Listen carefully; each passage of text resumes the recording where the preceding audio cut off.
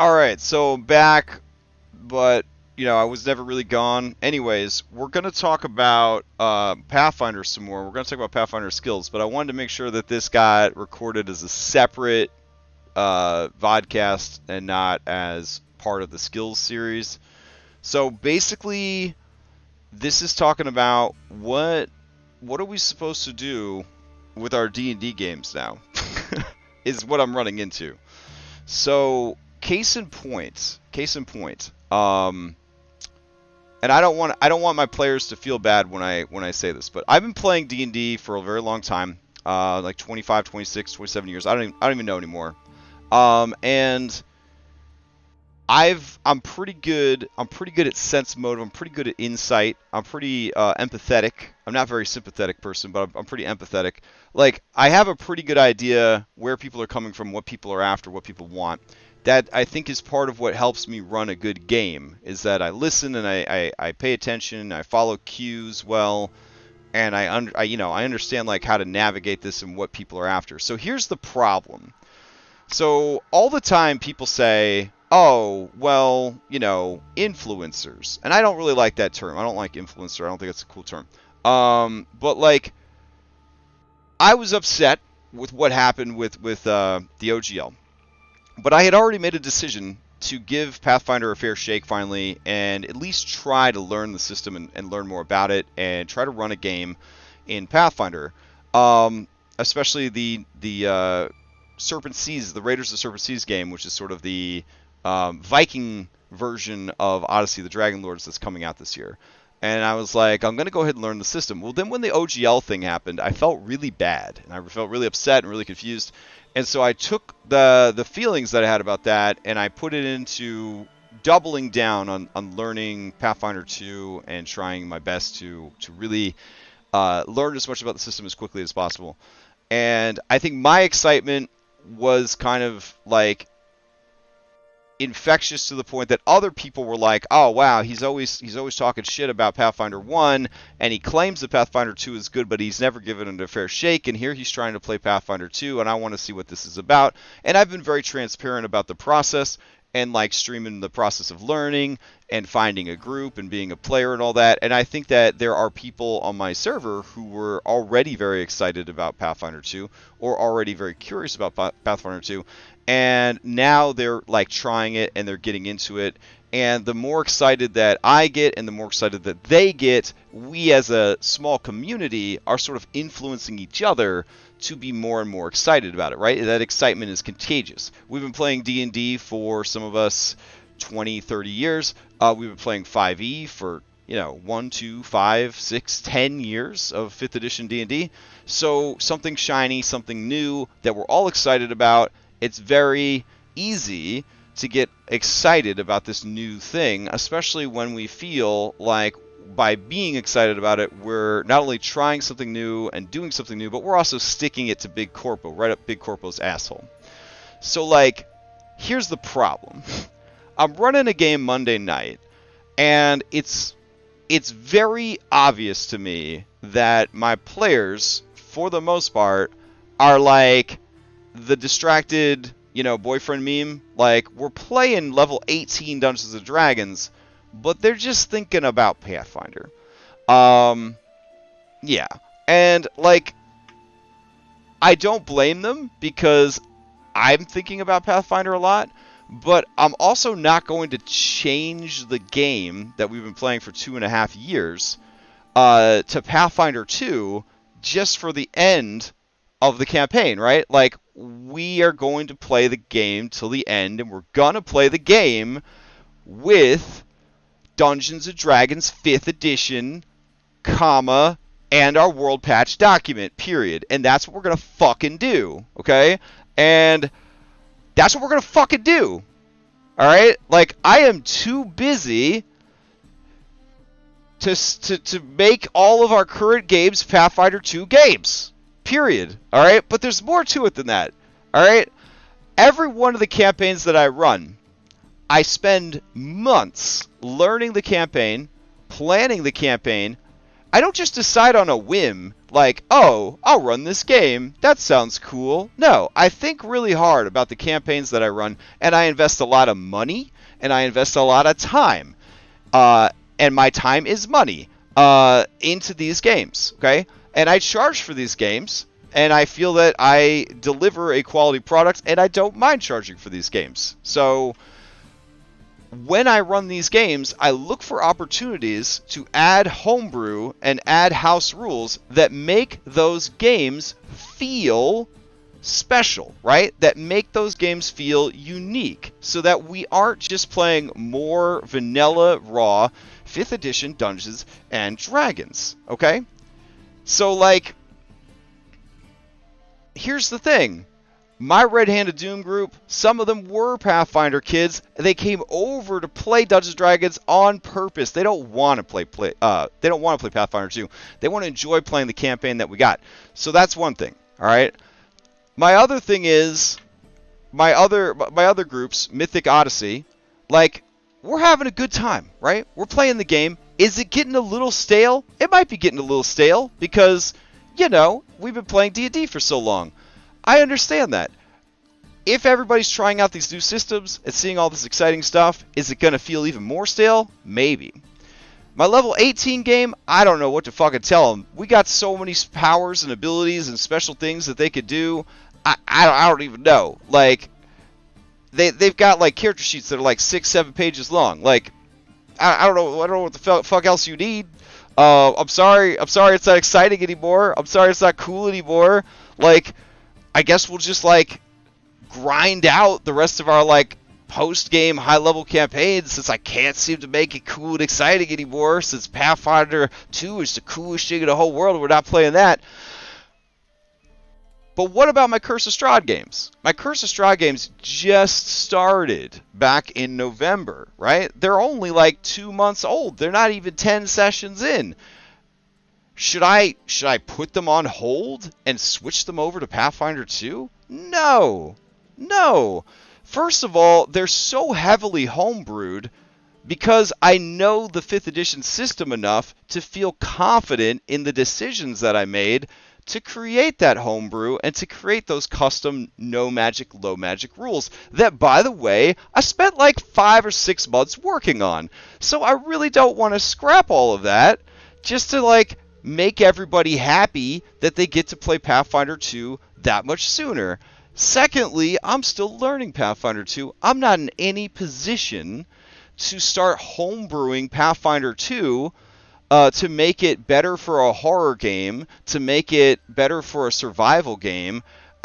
I don't even know. We haven't finished reading all the fucking skills yet. I've only played 2 sessions as a player. I'm still level 1. I'm not going to redo all of my games to Pathfinder 2 just because we're all enjoying Pathfinder 2. And I understand if any of my players were like, hey, I really want to play Pathfinder 2. I'm tired of playing D&D. Even with all the cool homebrew that you do and even the rules that you made, I'm not feeling it. I don't want to do this anymore. I'd rather free up this night of the week or this morning of the week to play a Pathfinder 2 game, to play a Cyberpunk game, to try something else. I'm disillusioned with Dungeons & Dragons. I'm angry at Wizards of the Coast. Whatever, right? If they want to leave, they can leave. Like, I'm not going to change the game so that they will stay, because I'm not going to compromise what I worked hard to build and design to be trendy and flash and all of that. Period. Drop the mic. Walk off the stage. Okay. Then I'm going to look around, and I'm going to walk back on the stage. I'm going to pick back up the mic. So here's the thing. I'm also a player, and I think that 5e is boring as fuck. So I'm struggling now that I've read all this cool stuff in Pathfinder 2. I'm looking at playing the rest of the level 18, 19, 20 game with regular Dungeons & Dragons rules. I'm looking at trying to play Mythic for the rest of the campaign with just the rules that we have. I'm looking... Hey, what's up, Lexus? I'm looking at trying to run Curse of Strahd for the next year for 3 different groups with the rules that I have selected that I think are pretty solid rules, but there could be more, and we could be doing better. And that is why I started making my own Pathfinder at home. So yeah, can we have Pathfinder? No, we have Pathfinder at home. It's called the World Patch Document. Suck it up. So, anyways, I have these lovely Pathfinder. Yes, made me a meme. It's in Discord. Beautiful. Yeah. So here's the thing.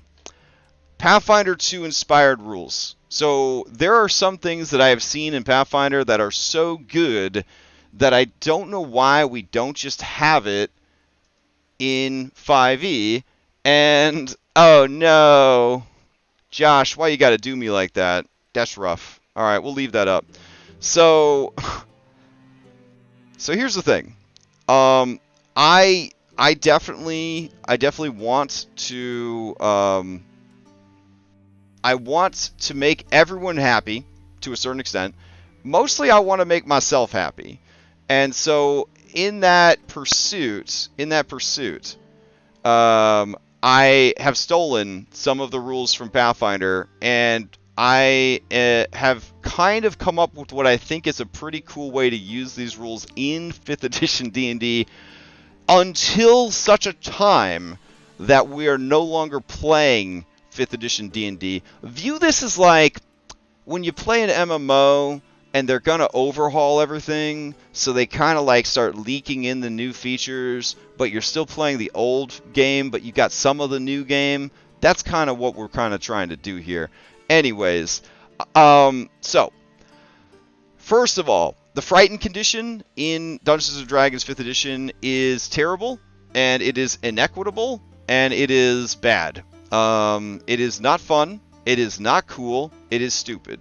XP to level 3, that is one of their like #1 house rules, is like getting rid of how Frightened works by default. Frightened is terrible. Frightened is terrible. Frightened in Pathfinder 2e is fucking amazing.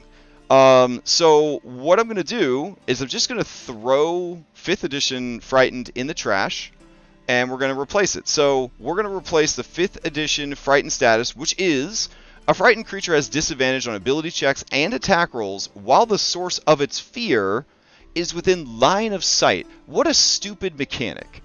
What an absolutely dumb mechanic. Just close your eyes, and I guess you're not scared anymore? Shut the fuck up. And then the creature can't willingly move closer to the source of its fear.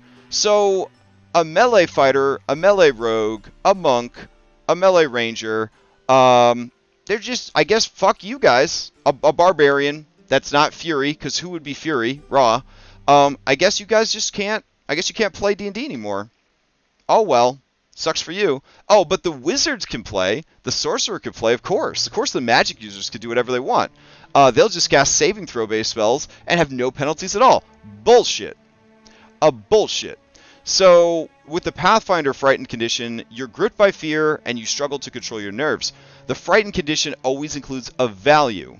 You take a status penalty equal to this value to all of your checks and your DCs. Checks are anytime you roll a dice. DC are any static values, and that includes your armor class and your spell DCs.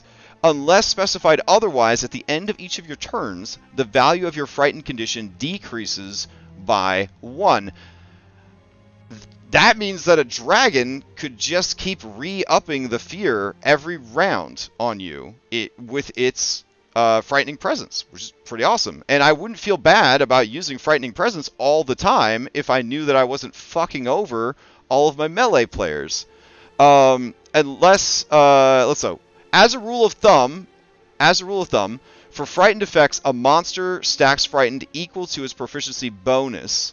Less if it is a wimpy monster, more if it is a legendary or paragon monster. So we would use the proficiency bonus as our guide for how frightened you are. So that's why we're going to switch that. All right.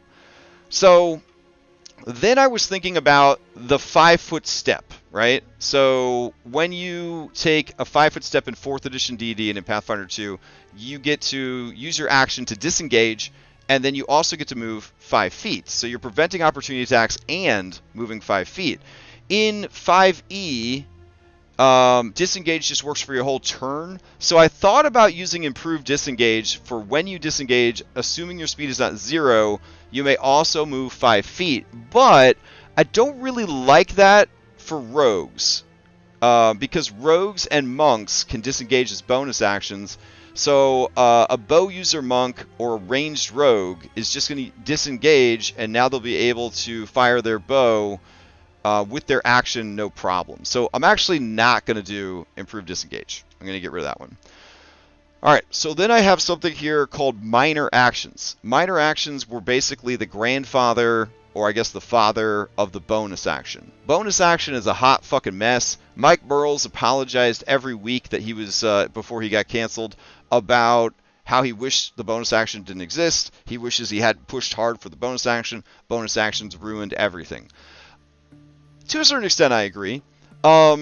So the problem is, nowadays the bonus action is so important, and it's tied to some very key features, and it's balanced around you only having one bonus action per turn. To recreate the 3-action economy of Pathfinder, there was an easy temptation.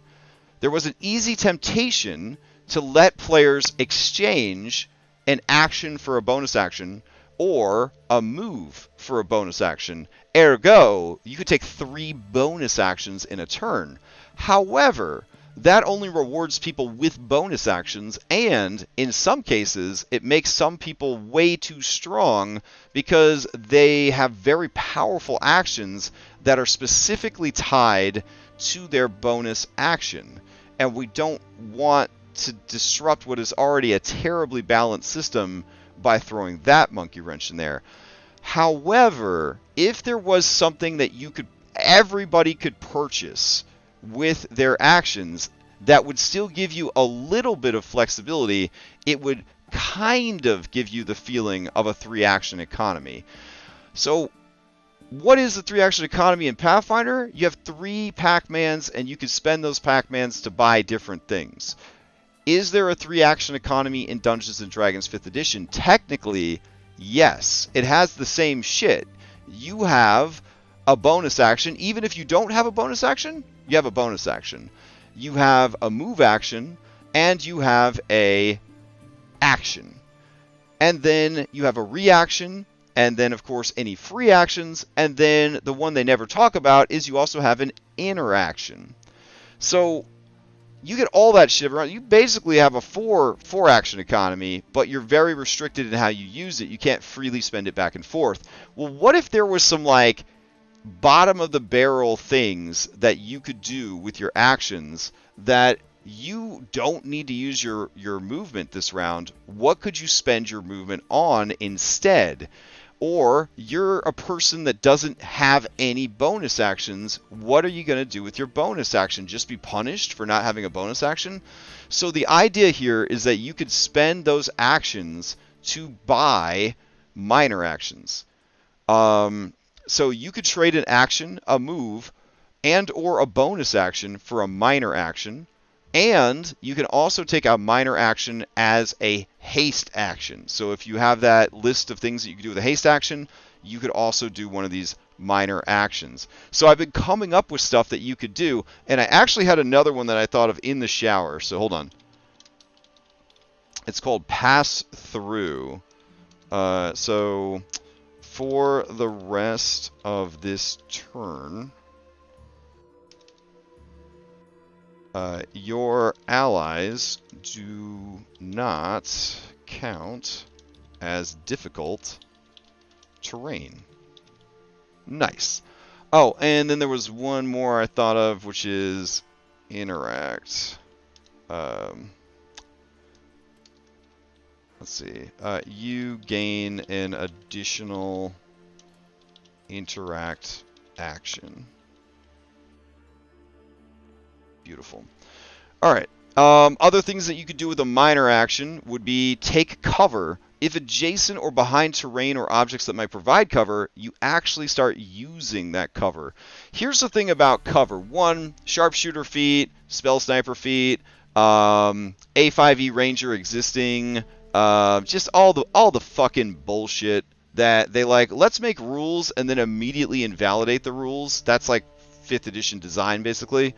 We'll have rules so that you can feel cool when you break them. You know, like Magic the Gathering. Why make a rule system if you're just going to immediately make up stuff to ignore the rule system? You know what I'm saying? Like, why even bother? Why did I learn the rules if, like, I never need to use the cover rules or anything else in my games? So, the idea here is that DMs are supposed to keep track of cover, but no one ever does. Let's be honest. So, if cover was actually something that you had to think about and actually something that you could actively do, maybe people would pay better attention to it. So, if you already had cover, you raise it to the next level of cover. Using this action ends your turn. So it's the last thing you'd want to do on your turn. So then help up. You remove the prone status from an adjacent creature, assuming its speed is not 0. And I should probably say, and the creature is not, we'll say, 2 or more sizes larger than you. That makes sense. Alright, so then we've got step. Assuming your speed is not 0, move 5 feet using one of your available movement types. That's it. It doesn't prevent opportunity attacks. It just means that, like, I don't know, maybe you're a wizard and you don't have a bonus action, but you wanted to move 5 extra feet this turn. Now you can. It's not the same as being able to take 3 strides in a turn, but you know what? You know what? It's better than not doing anything with your bonus action. So then there's Recall, which we already have in the World Patch as a bonus action. Make a knowledge check to learn about a monster or the environment. A poor check may result in misinformation. And then I added this bad boy. Listen to this. I was pretty happy with how this went. Struggle. You attempt to escape a grapple or restraining effect, but you do so at disadvantage. If you fail by 5 or more, you cannot attempt this minor action again this round. So, like, your turn comes up, you're grappled, Devil Joe's going to eat you on his next activation. You got to get the fuck out of there. So you use your action to try to break free, fails. You try again with your bonus action. You trade your bonus action in for a minor action. You try to struggle and get free. You're rolling at disadvantage. You're hoping for that Hail Mary. You come real close, but not close enough to succeed at a cost. So finally, with your move action, you try one last time to get free. But if you didn't manage to do it with your bonus action, because you fail by 5 or more, now you're restrained. You can't move. Might as well cash in your move action that you can't spend because you're restrained for a different minor action. Bada boom, you got a 3-action economy. But it's like, again, we have that at home. Right? Like, we're not playing Pathfinder. You don't have the real 3-action economy. But why can't we just have a little bit of a 3-action economy? No one can stop us. There's no SWAT team coming over to our house to take away these homebrew rules. So I thought maybe it'd be kind of fun. Anyways, other things that you could do. Boost. The next ability or skill you make before your turn ends gets a +1 bonus. Seems pretty good. Notice this isn't saving throws, though, because I feel like saving throws still need to stay pretty bounded. But the next ability or skill check you make. So, yeah, like spit on your hands, rub them together, then do the thing that you're going to do. You spent your bonus action for it. Maybe you spent your move action for it. That's okay. It's just the next roll, and it's only a +1. But it still helps. You know, it's still good. Distract. Make a charisma deception or charisma performance check opposing the target's static wisdom save. The target must be able to see or hear you. If successful, that creature is at -1 on its next attack or ability check, or the next attack against it is at a +1. If you fail by 5 or more, the creature is immune to any distracting from you for 24 hours. So again, you don't have anything to do with your movement because you're in the perfect sniper nest. Go ahead and, like, shout down, yell at the enemy, distract them. Why not? Make things better for everyone else. Mean mugging. Make a charisma intimidation against a creature within 60 feet that you can see. or hear you, opposing the target's static wisdom save. If successful, the creature is at -1. So this is like the same thing as distract, but instead you're using intimidation to make it like nervous. Encourage. Target an ally within 60 feet who can see or hear you. Roll Charisma Persuasion against DC 10 plus half the APL. If successful, that creature is at +1 on its next attack or ability check, or the next attack against it is at -1. Now keep in mind, this is 5th edition D&D. Since each of these is coming from a different ability that has a different name, all of these could stack. So you can't mug something more than once, but somebody could mean mug a creature, somebody else could distract the creature, you could boost yourself, and then somebody could encourage you, and now you effectively have a +4 to attack instead of your normal attack, because you lowered it by 2 and then you raised it by 2, so you changed the spread by 4. So I thought that was pretty cool.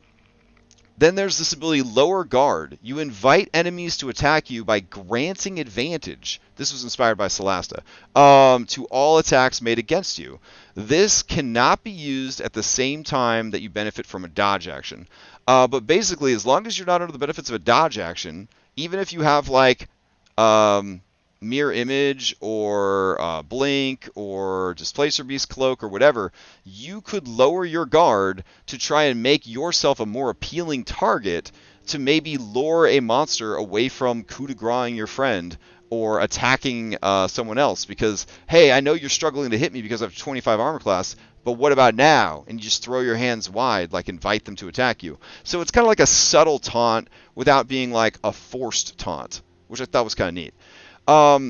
Then I added, I moved Mark. We were using Mark from the DM's Guild, but there was a problem with Mark. One, nobody was remembering to use it. And two, if you actually read the DM's Guide marking, it's insanely strong. So instead, I'm going to tie that onto a minor action. So after successfully hitting a foe, you can use a minor action to mark that creature. Until the end of your next turn, any opportunity attack you make against the marked target has advantage.